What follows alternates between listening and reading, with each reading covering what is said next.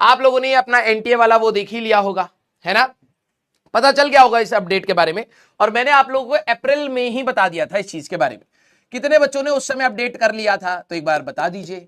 जिनका अभी भी बाकी है कि भैया आधार कार्ड अपडेट नहीं है, फोटो नहीं है, अब मैं आपको हाँ एनटीए के अपडेट के बारे में बता देता हूं थोड़ा सा, ठीक है, क्योंकि ये गाइडेंस भी इंपॉर्टेंट है। पढ़ लिख करके आ करोगे जब फॉर्म ही गलत भर दोगे है ना, तो ये चीजें भी इंपॉर्टेंट है।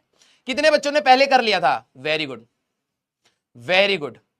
जिन्होंने नहीं करा था अब मैं आपको प्रॉब्लम बता रहा हूं, इसलिए मैंने आपको पहले बता दिया था, क्योंकि अब पड़ेंगी दिवाली की छुट्टियां, ठीक है, दिवाली की छुट्टियां हैं तो गवर्नमेंट ऑफिस भी बंद होंगे, बहुत सारी चीजें रहती हैं, राइट। हाँ अपडेटेड है, वेरी गुड, वेरी गुड, ठीक है, टाइमली आप लोगों ने सारी चीजें कर ली, वरना अभी छुट्टियां चलेंगी, फिर उसके बाद दिवाली की छुट्टियां, तो ये महीना में आप अप्रोक्सीमेटली अगर आप देखें तो सैटरडे संडे वैसे गवर्नमेंट ऑफिस काम नहीं करते हैं, ठीक है, और फिर उसके बाद दिवाली की छुट्टियां ये सब भी है, तो कुल मिला के 12-13 दिन तो ऐसे ही उड़ गए हमारे, है ना। अब बचेंगे आपके पास 15-20 दिन के आसपास अप्रोक्सीमेटली आई एम सेइंग, ठीक है। अब उसमें भागदौड़ करोगे या लेक्चर्स देखोगे या स्कूल जाओगे या होमवर्क करोगे, टेस्ट दोगे, डीपीपी करोगे, क्या करोगे? इसलिए मैंने आपको बहुत पहले ही बता दिया था कि ये चीज आएगी और कई सारे बच्चे इसमें परेशान होंगे। जिन बच्चों ने नहीं किया है अभी भी कोई ज्यादा खतरनाक बात नहीं है, लेकिन यस आप लोगों को टाइमली इस चीज को कर लेना है। उन्होंने 3 चीजों के बारे में बोला है जो मैंने भी आपको पहले बता दिया था, ठीक है। एक तो आधार कार्ड, मैंने कहा था कि भाई सभी बच्चे अपना बिल्कुल एग्जैक्टली कर लीजिए, ठीक है। 10वीं क्लास की जो आपकी मार्कशीट है उसमें आपके पिताजी का नाम जो भी है और आपका नाम जो भी है बिल्कुल एग्जैक्ट स्पेलिंग के साथ, डेट ऑफ बर्थ के साथ आपका आधार कार्ड में मैच होना चाहिए विद करेक्ट नेम उनका। अब कई बच्चे कह रहे हैं सर फोटो वोटो जो चीज दे रखी है वो कर लेंगे, करेक्ट नेम है, डेट ऑफ बर्थ है, as per 10th class marksheet, ये मैंने आपको पहले बता दिया था। फिर लेटेस्ट फोटोग्राफ, अब लेटेस्ट फोटोग्राफ में बच्चा सोचता है इसी महीने का, नहीं नहीं, अगर आपका 1 आध साल का भी है तो कोई दिक्कत नहीं, मतलब अगर आप ये समझे पिछले साल का भी है, मतलब आपकी शक्ल ज्यादा डिफरेंट ना लगे, ऐसा कोई मेजर इशू नहीं है, ठीक है। तो आप इसमें अगर ऐसा ना हो कि भाई आपकी जब आधार कार्ड बनी थी तो 5-6-7 साल पहले बनी थी, तब आप छोटे बच्चे से थे, ठीक है।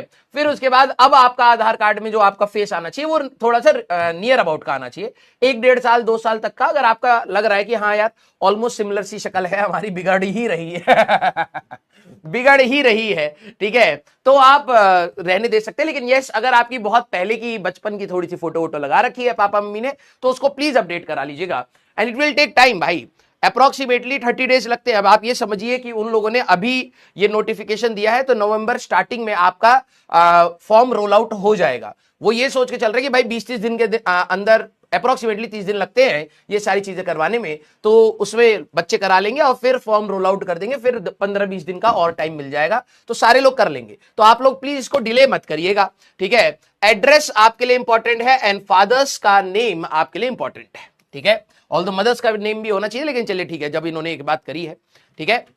हाँ 1.5-2 साल पुरानी फोटो चल जाएगी, इतना कोई इश्यू नहीं है, ठीक है।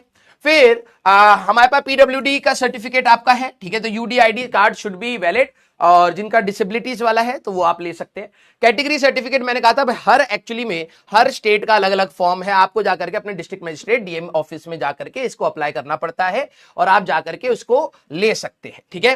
तो अपने पेरेंट्स का थोड़ा हेल्प ले लीजिएगा। कैटेगरी सर्टिफिकेट ऑनलाइन भी आजकल हो गया है, तो कुछ जगह पर ये ऑनलाइन भी आप लोग अप्लाई कर सकते हैं, तो आप प्लीज एक बार इसको देख लीजिएगा।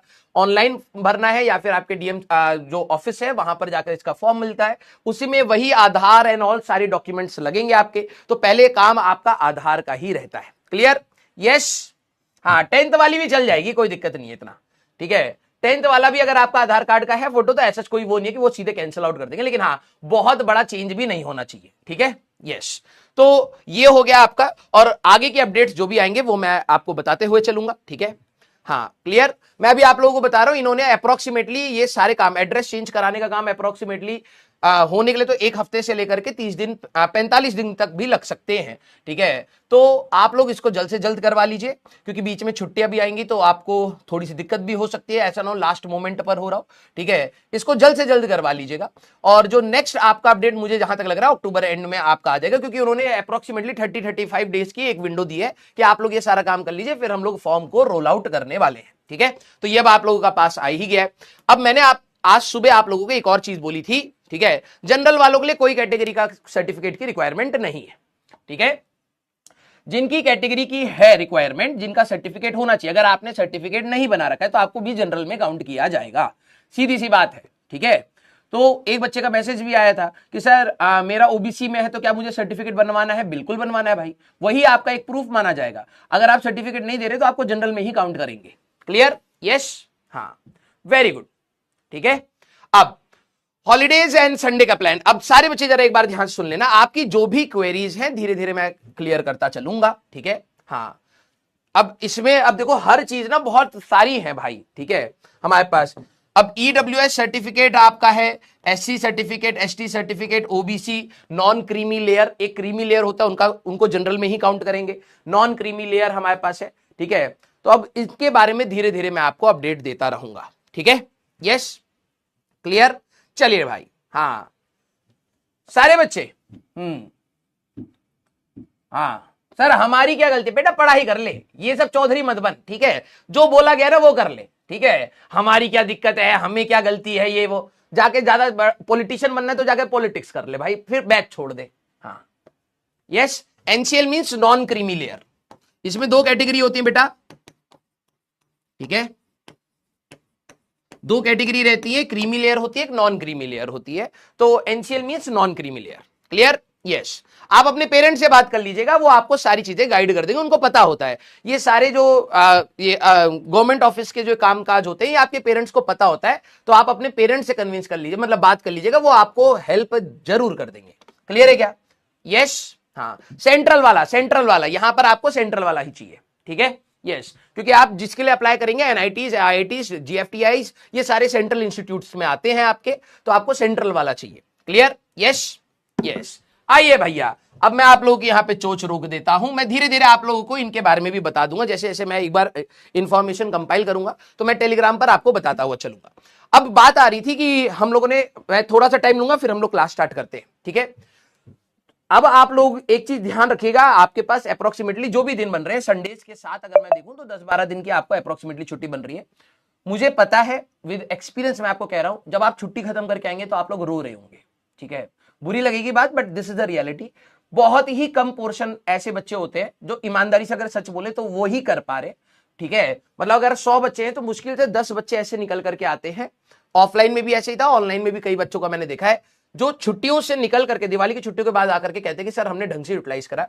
मेजॉरिटी 90% विद गिल्ट आते हैं। ये मैं उस दिन कल भी आपको कह रहा था कि गिल्ट के साथ मत आइएगा। ठीक है, तो अब मैंने हमेशा आपको कहा है, कि आपके जो हॉलीडेज हैं, ठीक है, फेस्टिवल्स हैं, प्लीज आप उसको सेलिब्रेट करा करिए।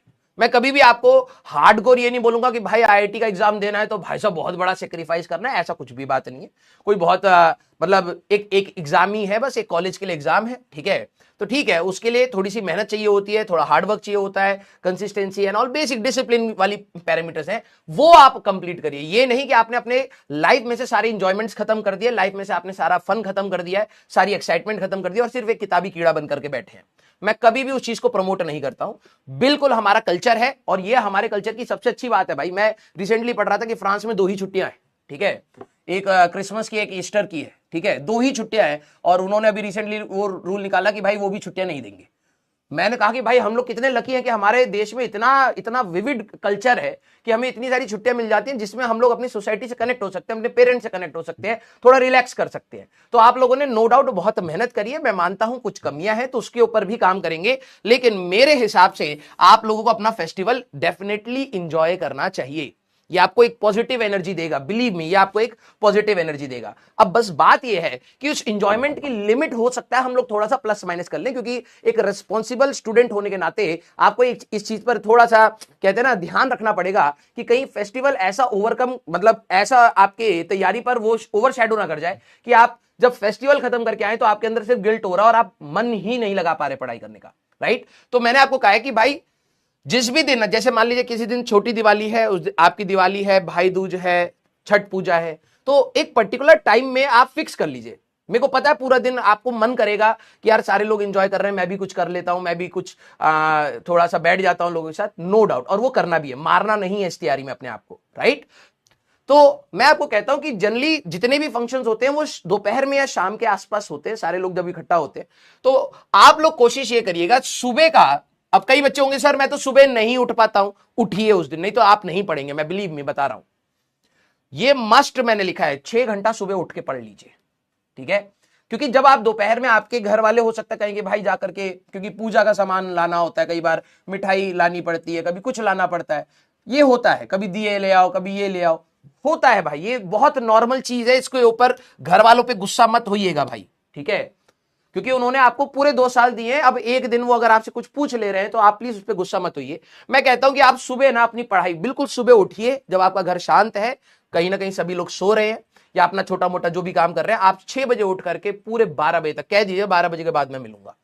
ये जो आपने अपने जो 6 घंटे निकाल के पढ़ लिया ना, बिल्कुल आपको through out the day guilt नहीं होगा, ठीक है। तो आप आराम से अपना 1-2 घंटा, फिर उसके बाद मैं ये नहीं कह रहा हूं पूरा दिन एंजॉय करिए, फिर 1-2 घंटा आप आराम से, फिर किताब नहीं छेड़नी भाई, ठीक है, आराम से आप एंजॉय करिए। अगर आपको लग रहा है दोपहर में आप सो सकते हैं, थोड़ा आराम कर सकते हैं, तो आप आराम कर लीजिए, या फिर एक जो छोटा मोटा आप अपना रिवीजन, जो भी आपने थ्योरी पढ़ी है, या फिर कोई इनऑर्गेनिक का आपने पार्ट उठा लिया, या फिर ऑर्गेनिक का आपने पार्ट उठा लिया, कोई भी चीज जिसमें आपको बहुत ज्यादा कलम ना घिसनी पड़े, वो वाला पार्ट आप अपने दोपहर में ले लीजिए। बतियाते बतियाते आपने रिवाइज कर लिया, लेकिन डेफिनेटली अपने फेस्टिवल को एंजॉय करिए। बिलीव मी, मैं बता रहा हूं, बहुत अच्छी एनर्जी आएगी।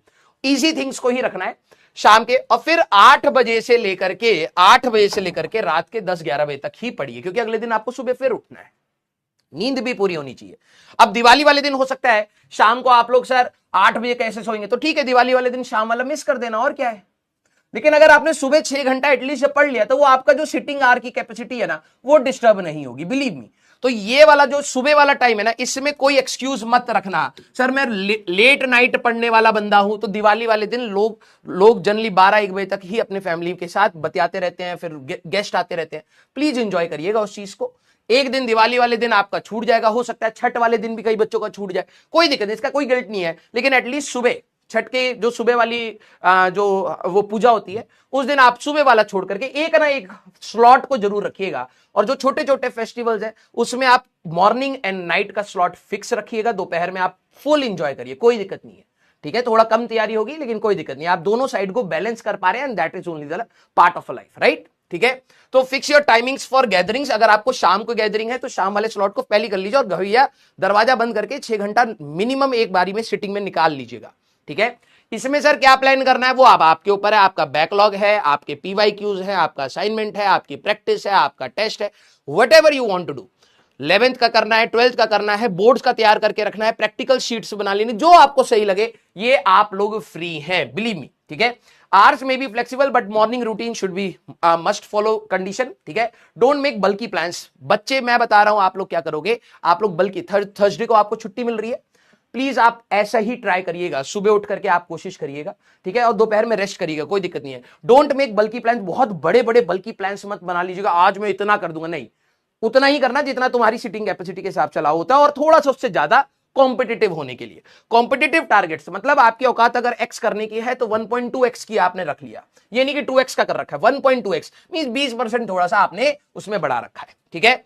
एंड बस उसको अचीव करना है, ज्यादा लोड नहीं लेना है, ठीक है। ऐसा मत करना कि बहुत कुछ सोचा और कुछ ना कर पाए एंड फ्रस्ट्रेटेड होके वापस आओ, ठीक है, ऐसा नहीं होना चाहिए।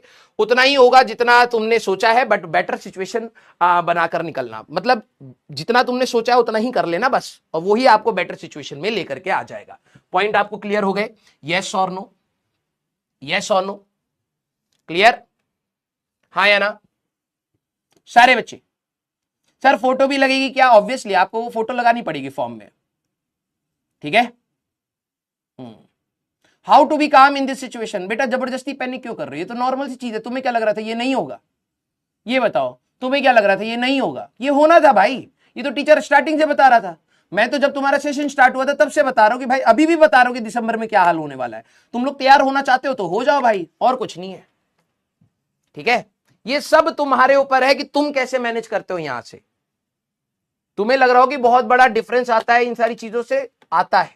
आप कैसे मैनेज कर रहे हो, ये वाला टाइम अक्टूबर नवंबर, यही सारे आगे के टाइमलाइन को डिसाइड करेगा। आप ड्रॉप लेते हो या नहीं लेते हो, यहीं पर डिसाइड हो जाएगा, ठीक है। दिसंबर या जनवरी डिसाइड नहीं करता बेटा, यही वो टाइम है जहां पर डिसाइड हो जाता है एक्चुअली में एक बच्चे का कि होने क्या वाला है, ठीक है।